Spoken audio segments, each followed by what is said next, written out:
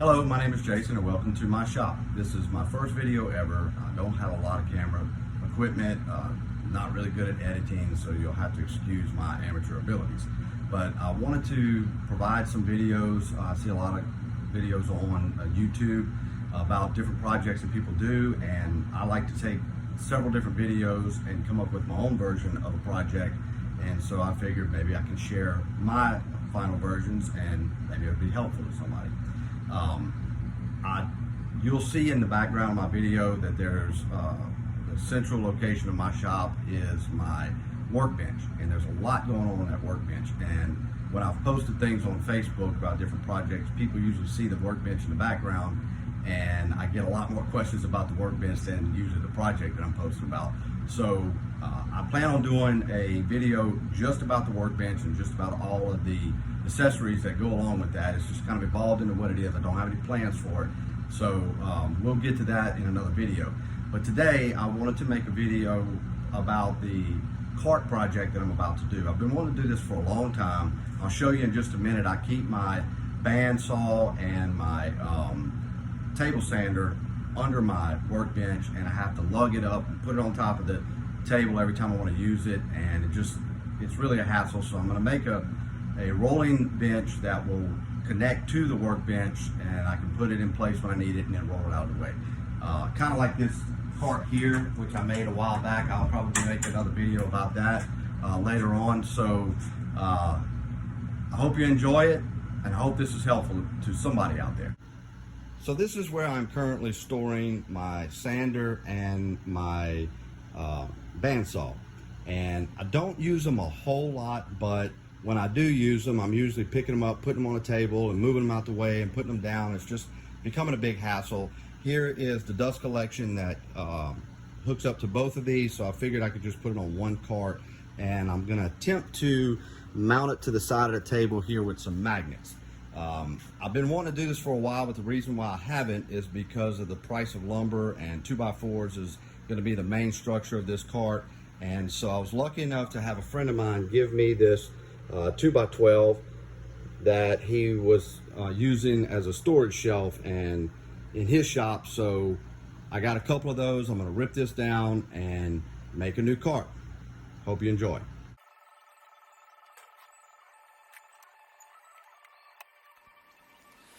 I started off by cutting the 2x10 in half to make it easier to handle.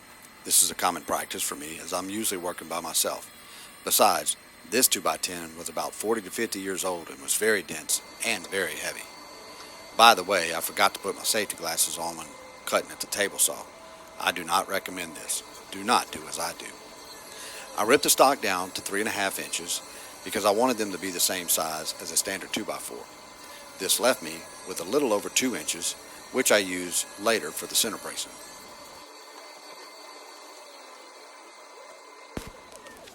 I then measured the size of the tabletop needed to hold both of the tools. I chose to overlap the top from the frame about 1 inch for clamping, so I just added 2 inches to the outside diameter of the tabletop frame. When measuring the top, I made sure to leave enough space between the saw and the sander so that I can insert and remove the dust port. The port for the sander was in the front, so that port location didn't really matter. I constructed the frame using 2-inch deck screws. I believe the brand is Deckmate from Home Depot. I really like using them, especially when working with 2x4s. They go in without having to pre-drill, and the torque heads rarely strip. I added some more material to each leg by cutting a piece of 2x4 with a 45-degree angle. This gave me more room for the casters, and I think it made it a little bit more sturdy.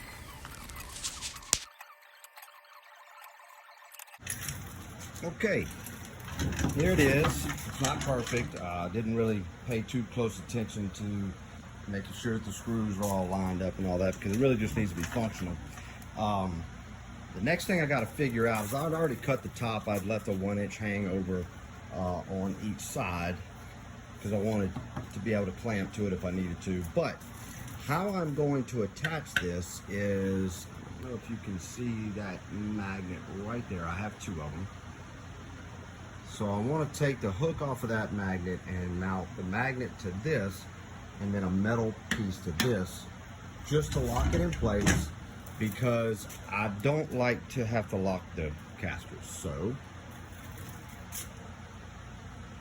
let me figure out what I need to cut off here, and then I'll attach it, attach the magnets, and we'll see how it works. So I have a little bit of a dilemma. So I really didn't inspect these all that well. I didn't think about it. So originally these were held onto there with a little bolt. The bolt doesn't go all the way through. So originally I was just gonna put a screw through that hole and mount it like this. I can't do that. So I found this, and it fits the thread pattern. So I'm going to put this in here. Obviously it's not long enough, so I'm gonna have to countersink it to bring it out to here. And I may put a little Loctite on there just to hold it in place, because it doesn't have to be taken on and off. Matter of fact, I want it to stay on there. So we get the drill out and do that and see how it comes out. I used a Corsinger bit to countersink the holes from the inside of the frame, then drilled out the holes for the other side. I wish I would have thought this through and countersanked the holes on the drill press. I drilled them a little bit too deep, and I had to use some washers to get the spacing right. Oh well. Then I cut a piece of thin metal to attach to the table to give the magnet something to attach to. Notice I used eye protection and hearing protection this time.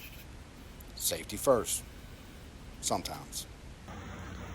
And here is the final version. I'm pretty happy with how it came out. Went ahead and added some cord wraps out of some scrap dowel rods that I had. But as you can see, it's pretty secured. Not a whole lot of movement. Here are the magnets.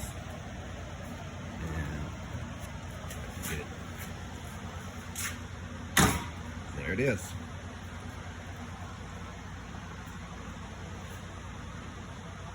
So I hope you enjoyed. I hope this was useful. And we'll see you at the next project.